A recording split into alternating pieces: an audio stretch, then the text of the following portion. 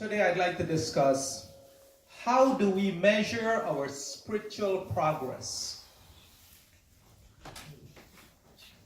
O Venaha tat pashyat nihitam guha satyatra vishnam bhavati ekanidam tasmin nidam samcha vicha iti sarvam Saota prota cha vibhu prajasu. This mantra from Yajurveda tells us that only the Vana, the enlightened sages, which we should all try to become like, only those enlightened ones perceives the entire consciousness of God, which is hidden in the intellect, in our own minds. Today, I'd like to ask you, let us imagine for a moment that you're driving to your cousin's home far away. And you're lost. Your GPS can't get the signal and you're lost. So you pull over to the side of the road and you call your cousin to get directions. The first question he asks you is, where are you? If he don't know where you are, he cannot give you directions to get to where he is. So you look around for some street or some landmark, you look around for something to tell him where you are, because to get to your destination, you first need to know where you are. So how we are now on this spiritual journey, how do we measure that spiritual progress? After all, just in my example, if I do not know where I am now, how would I know where I'm going? My fellow souls, I ask each of you, let us reflect. From where have we come? So, for Pagwa, we also celebrated our New Year. And oh, by the way, Pandit Umadas, happy birthday. You have celebrated another year. And in celebrating this New Year, we ask ourselves, at this time last year, where were we? Where was I spiritually? Have I changed? What is the state of my spiritual awareness now as compared to a year ago? Our Guruji Swami Veda Bharti, he pointed out that thousands of years ago in the Ramayana, Sri Rama showed puzzlement to the fact that people celebrated every year. They celebrated the change of seasons. He was a little bit puzzled because he's thinking, don't people realize that as they celebrate a night and a day or a year, another year of their life has passed? He didn't see a reason in celebrating that. What he saw was a reason to celebrate only, as Guruji said, moments of enlightenment in our lives. Those moments when you have some realization of some kind that brings you up to another level of thinking. People do not realize that there is now one less season or one less year to available in our karmic scheme to perform debts we've come to perform. So we have to ask ourselves, have we spiritually grown? If I've evolved spiritually, yes, let us celebrate that. Have I evolved mentally? Have I got closer to my God? Yes, this is what I ought to celebrate. Is my selection of words which I speak to you more refined? Does my words convey my peacefulness and my love to all I speak to? Let me celebrate that. if I've improved in this area, if I feel less selfishness within myself, and I feel more oneness with you, yes, let me celebrate that. These are the times that we need to celebrate. The meaning of celebration here should be a consecration, a solemn dedication to a special purpose or a service. So we ask, in this 1 year, how much did we manage to cultivate our spiritual self? Are we practicing vairagya? Vairagya, this word is roughly translated into dispassion, detachment, or renouncing. Bhagavad Gita says, Indriya artheshu vairagam anahankara evacha janma mrityu jara vyadhi dukkha dosa anudarshanam. The shloka says that controlling the indriya artheshu, the senses of that we become ahimsa, non-violent, anahankara, the absence of ego, that false ego. This is what we should be practicing.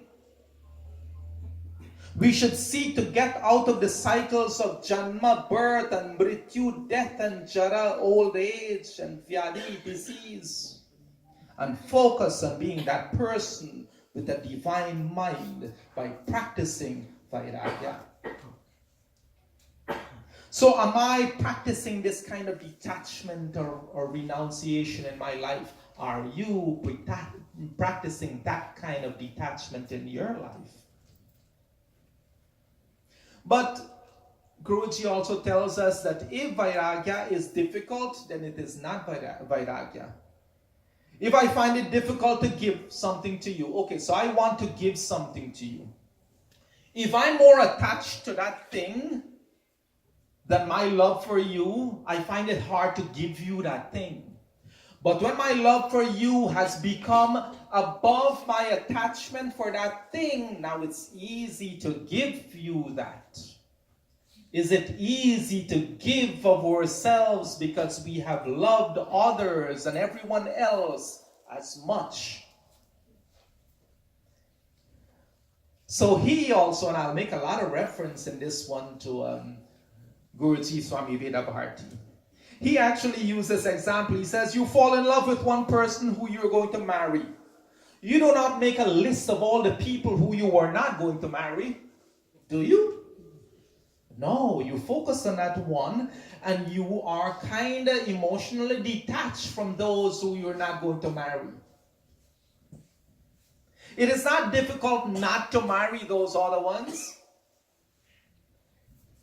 When you have that kind of love for God and you see God in everyone and in everything, then you don't feel that attachment to one particular thing. Any one of those people who you did not marry, when you meet them, you're still courteous and you're still kind. You don't hate them. You don't hold dislike for them because you didn't marry them.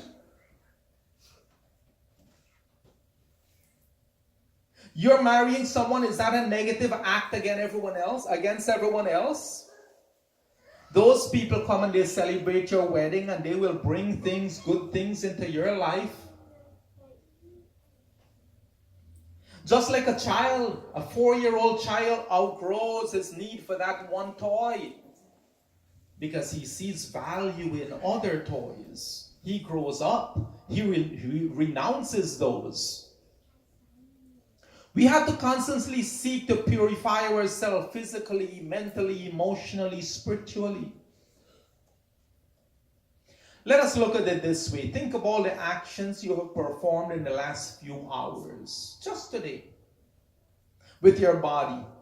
Think of the words you have spoken in the last few hours, and the thoughts that went through your mind only in the last few hours. How many of those thoughts, those acts were of pure love for others without seeking anything in return? The answer to that question will tell you how emotionally pure you are. how much of what you do is done selflessly, not looking for fame, not looking for glory, not looking for physical reimbursement of some kind. How many of those acts were of pure love for others without seeking things in return? In the last few hours, were your words to others kind, caring, and loving, selfless? Were your thoughts pure, selfless, and engaged in the practice of what we call universal love? If it were, then you are practicing, you're on your way to practicing this vairagya as we're talking about. But if your actions are centered, selfless on only you, if your thoughts and actions are focused on feeding your ego and about your need, then how emotionally pure do you think you are? Do you feel that you have advanced spiritually? Are we reflecting to that year ago? Have we grown? The second step is this particular thought or speech pattern or action that I've chosen, have I chosen that selfless approach in everything in my life? I know that we have this intuition within ourselves that tells us that when we're selfish and tells us when we're doing wrong things.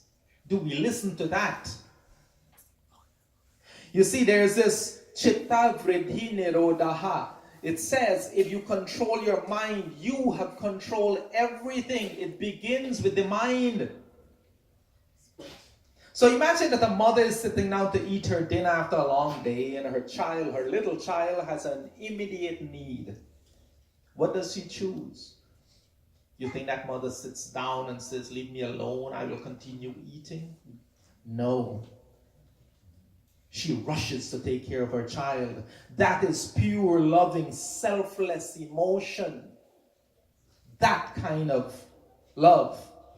So Swami Veda says that when you become mother and father to everyone else and you start to treat everyone else in the same way, and there's no struggle about it, you do it because it comes to you naturally. That is the only kind of response that you give now. That's the way you speak and that's the way you act. It becomes natural to you. That is when you know that you're on that path.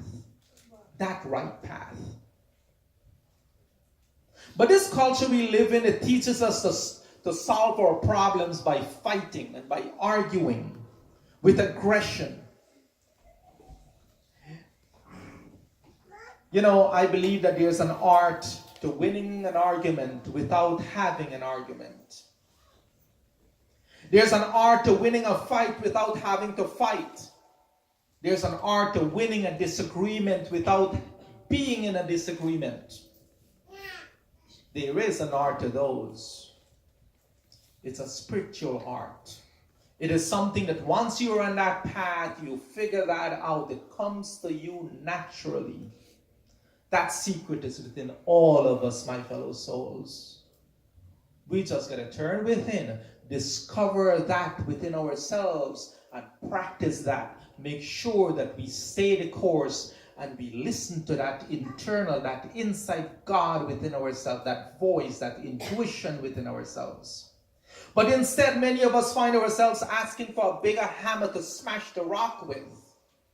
This don't work, well, I'll get you some other way.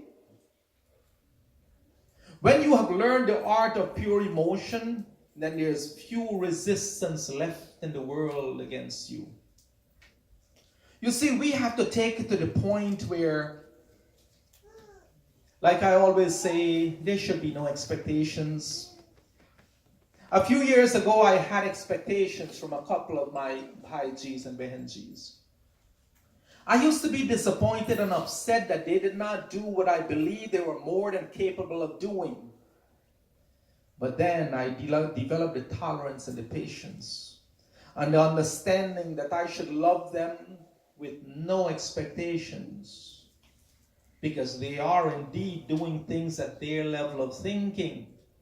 I can help them to raise their level of thinking, but I should not have that expectation. And when you have no expectations, then you are not disappointed. You're clear of mind, you're peaceful of mind. Let's say you came up with this great suggestion in your mind, you play it over, and you have this great idea to implement that mandir. Why did they do this? Why don't they do this? Why didn't they do that?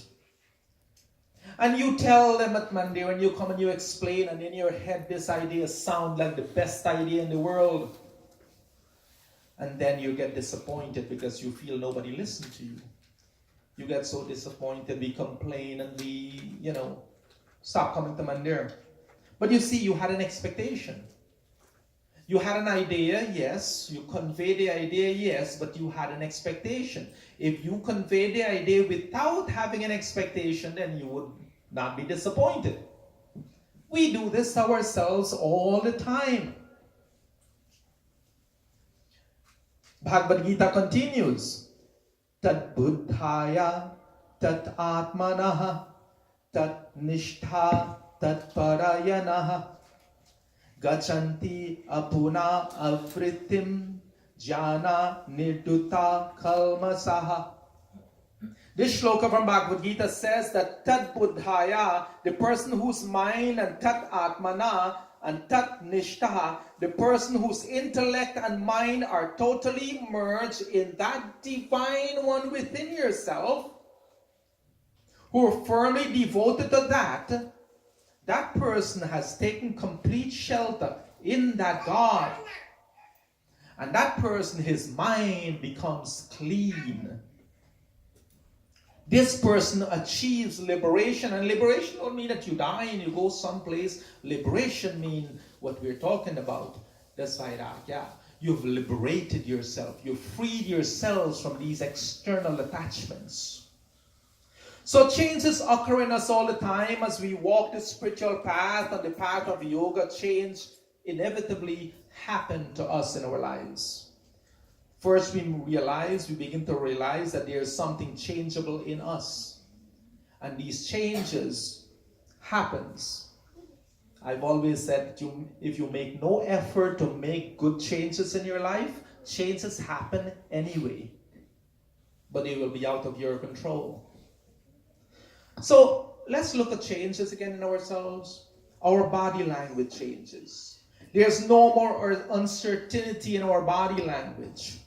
There's no more conflict in body language. You know those times when you cannot seem to get comfortable? Those times will stop.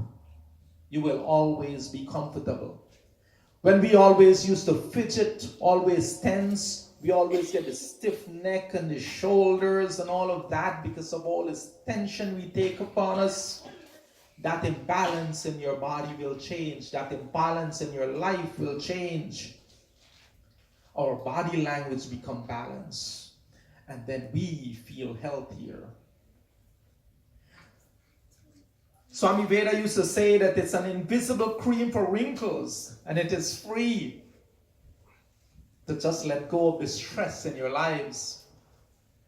And as you do that, the wrinkles on your face disappear. He says that's like an invisible cream for wrinkles.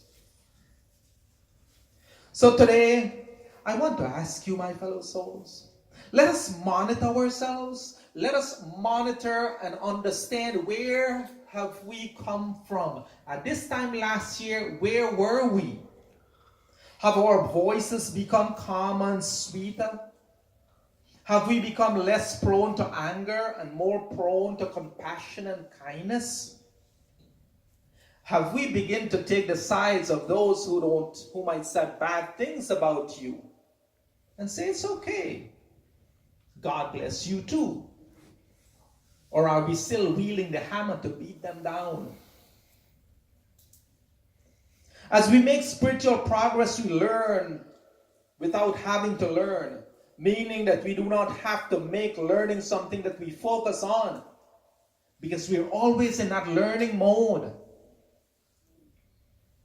When you're practicing Vairagya, that's what it is. We will learn without having to focus on how to learn. We will transcend our intellect and we will learn how to use and develop that intuition I always talk about. There's this Sanskrit saying, Kim iva avasa adhakara atmavatam. There is nothing which will tire out or disturb the mind of the high-minded person. There's nothing that will disturb that mind. So my fellow souls, when we develop and utilize our intuitive knowledge, our vision of time, space, and reality, it expands. We see the entire world differently. I challenge you to see the world differently. If you see the world differently this year than you have done last year, in a good way, you're in the right path. So, become a high-minded person. Let us ask ourselves questions like these. Am I a better person today than I was yesterday? Have I spiritually grown? Have I evolved mentally? Is my voice kinder and gentler? Does my words convey my peaceness and love? Do I get angry less? Do I respond quickly in defense of my ego? Do I still do that? Am I always talking and hardly listening? Am I considered an ego-driven person?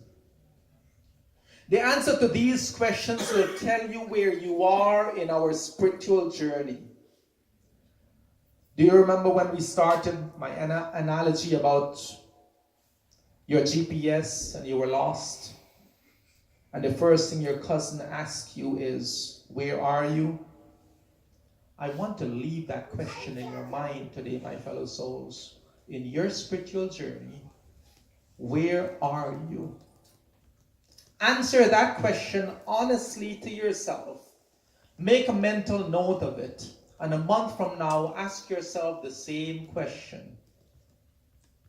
And if it's a feel-good answer, you're on your way. When we begin to analyze ourselves honestly and seek with determination to change the negative reflections of ourselves, and we can truly see progress in ourselves, then we know that yes, we are listening to that inside divinity within ourselves. My fellow souls, seek to become high-minded in thoughts, words, and deeds. I thank all of you for being kind, patient, and attentive. Let us pray. Om Purnamadaha Purnamidam Purnat Purnamudachyate Purnasya Purnamadaya Purnamevavashishyate. Om Shanti Shanti Shanti Om. Namaste.